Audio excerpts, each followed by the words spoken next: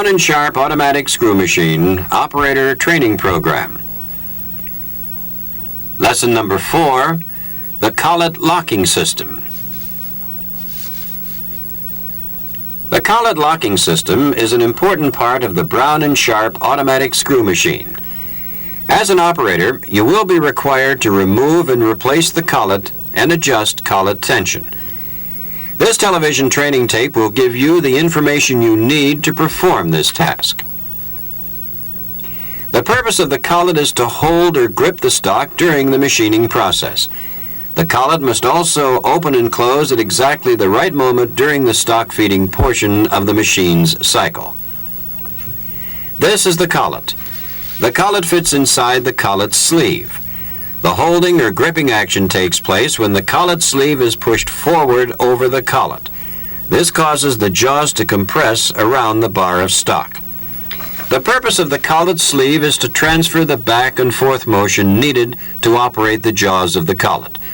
The spindle nut keeps the collet from moving forward as the collet sleeve is pushed forward. The collet tube forces the collet sleeve forward. It is located inside the spindle. At the other end of the collet tube is the collet fork sleeve. The purpose of the collet fork sleeve is to furnish the opening and closing motion to the collet. As the collet fork sleeve moves forward, it allows the collet tube and collet sleeve to move back, allowing the collet to open. This occurs only during the stock feeding portion of the cycle. Once the feeding cycle is complete, the collet fork sleeve slides back and the collet closes. This is the stock feed dog carrier on the number 2 machine.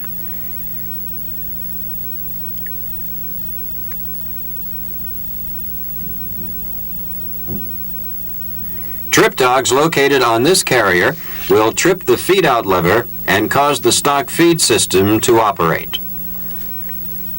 This is the stock feed dog carrier on the double-lot model machine. To remove the collet, you should stop the machine just before the feed stroke. Now advance the machine using the hand wheel until the collet opens.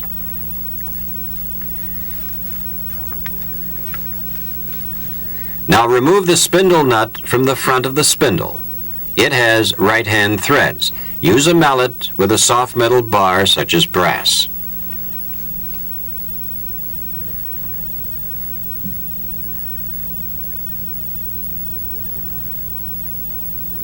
The spindle nut and collet can now be removed. Remove the collet from the spindle nut. The collet sleeve can now be removed from behind the collet.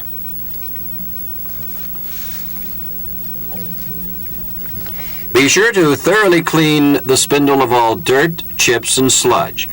If the collet and sleeve are not clean, the collet cannot run true, and variations in part dimensions may occur. Lightly burnish the collet sleeve and collet to remove any nicks or burrs or wear marks.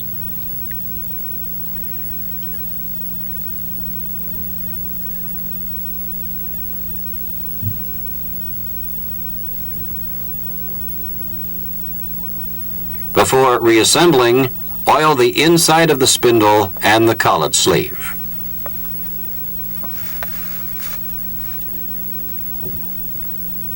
When assembling the collet locking system, insert the collet sleeve into the spindle. Ensure that the spindle alignment pin mates properly with the collet sleeve. The spindle nut should also be cleaned in an approved solvent.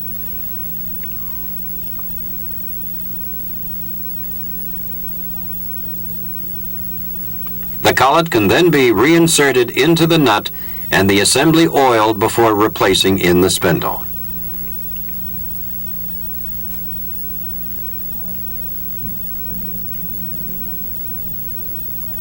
The spindle nut should now be threaded back into place securely. You must now properly adjust collet tension. To do so, a bar of stock must be fed through the pusher and out of the collet.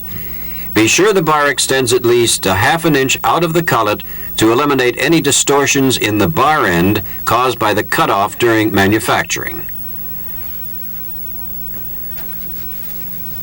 Now hand crank the machine to place the collet fork sleeve at the midpoint in its stroke.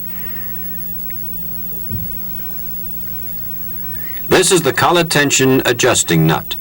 By turning this nut back and forth, you will vary the amount of pressure the collet will apply on the bar stock. Loosen this locking screw on the collet tension adjusting nut. Turning the nut in a clockwise direction will increase the amount of collet gripping pressure or tension. Insert a handle into the collet chucking mechanism. Pulling the handle towards the stock tube will close the collet. This adjustment is made primarily by feel. When you tighten the collet adjusting nut, you will feel an increase in pressure as you manually close the collet. The collet adjusting nut should be adjusted until there is enough but no more tension than is needed to keep the bar from slipping while it is being machined.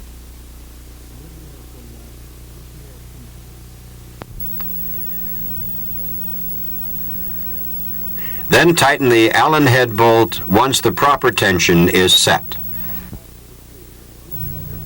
Hand crank the machine to close the collet.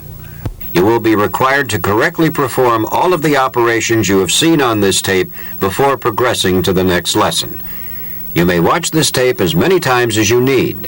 When you have finished, return to the operator booklet for your next step.